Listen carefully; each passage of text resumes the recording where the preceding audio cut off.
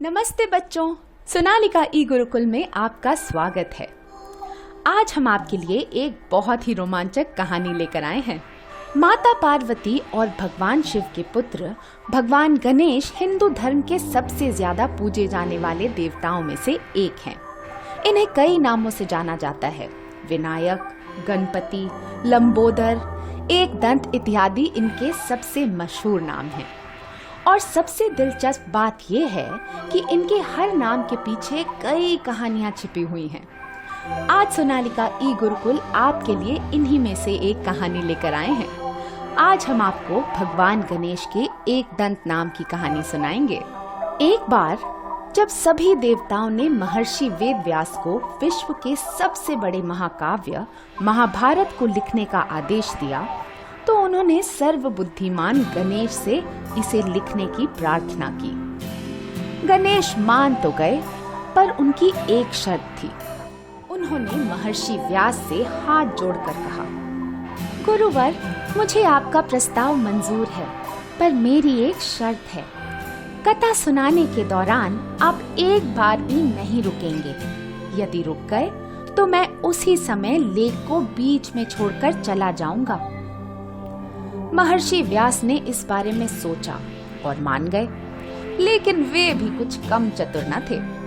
उन्होंने गणेश से कहा, मुझे आपकी शर्त मंजूर है, परंतु मेरी भी एक शर्त है। वो ये कि आप किसी भी वाक्य को बिना अच्छी तरह समझे नहीं लिखेंगे। महर्षि व्यास ने सोचा कि इस तरह गणेश के समझने के दौरान उन्हें कुछ आराम से सोचने का अवसर भी मिल जाएगा।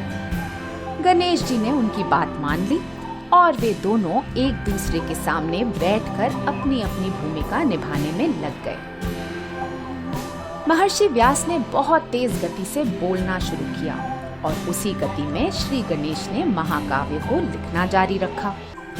जब जब महर्षि व्यास को आराम करने की जरूरत होती, तो वे बहुत ही कठिन अंतरा बोल देते, जिससे कि गणेश को उन्हें समझने में समय लग जाए और उन्हें आराम करने का अवसर मिल जाए। परंतु ऐसा बहुत बार नहीं हो पाया।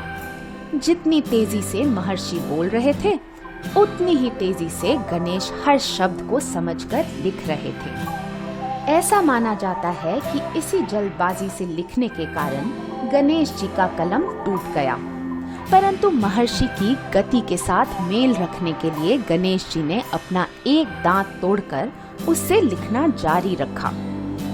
इसके बाद श्री गणेश को एक दंत का नाम मिला। कहते हैं कि महाभारत का ग्रंथ लिखने में पूरे 3 साल का वक्त लगा, परंतु इन 3 सालों में एक बार भी श्री गणेश ने महर्षि व्यास को एक बार भी नहीं रोका।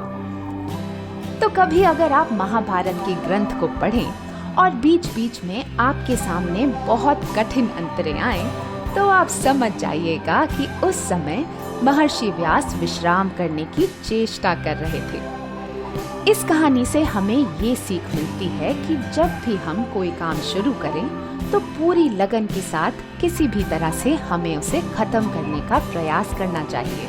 उम्मीद है आपको ये कहानी पसंद आई होगी। इसी तरह की रोमांचक कहानियाँ सुनते रहने के लिए सोनालिका ई गुरुकुल को सब्सक्राइब करें।